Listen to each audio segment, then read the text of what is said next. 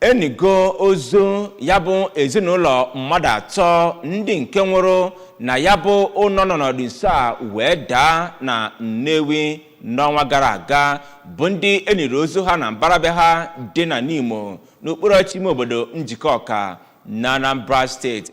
Joseph Egbocha wetara ozi a kọwapụtara na Maazị Chizoba Anefuna gbara afọ 48 na ụmụ ya abụọ bụ Udoka gbara afọ 13 nakwa Ụzọchukwu gbara afọ 9 bụ ndị nke ya bụ mmiri tabidoro nnọọ oge ya bụ unu nwere otu ogbugbu nkeji na ụma daruru nnọọ ala na-egbu ụmụenem Otolo Nnewi n'okpuru ọchịchị ime obodo Nnewi North na Anambra steeti oge ha nọ n'ọrụ n'ebe ahụ n'ọnwa gara aga. Gere akụkọ ka mmemme enimozu si wee gaa.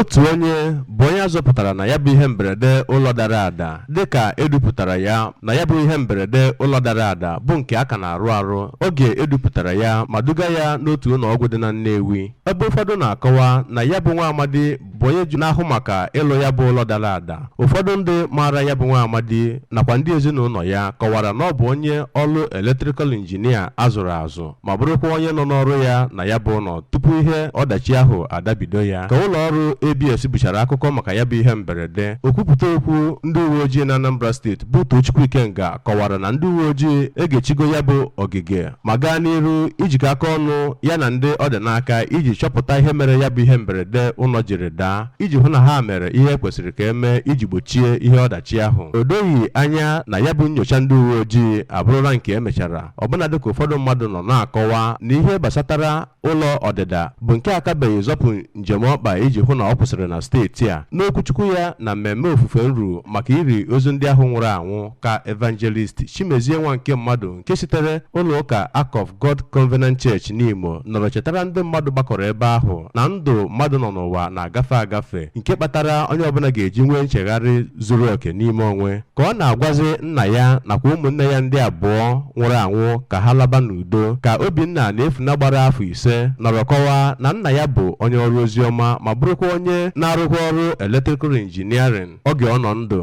ma kọwaa na site na ya bụ ihe mberede ọnwụ ha na ya enweghịzikwa onye nwere ike ịdị na-eneta ya anya ya na ụmụnne ya ha na ha nọ bụ egwuregwu. Ndị ọzọ bụ ndị ezinụlọ, ndị otu ụka, ndị enyi, ndị nkụzi nakwa ụmụ akwụkwọ ya na ndị ahụ lara mmụọ nwegoro ihe mmetụta na ndụ kọwapụtara ọtụtụ oge ha na ha mekọtara ihe n'ụwa ma kọwaa na ọ bụ naanị Chineke maara ihe kpatara ya bụ ihe mberede ji dakwasị ndị ahụ. Site na Nimo nke dị n'okpuru ọchịchị Njikọka, abụ m Joseph Egbocha maka akụkọ ụwa ABS.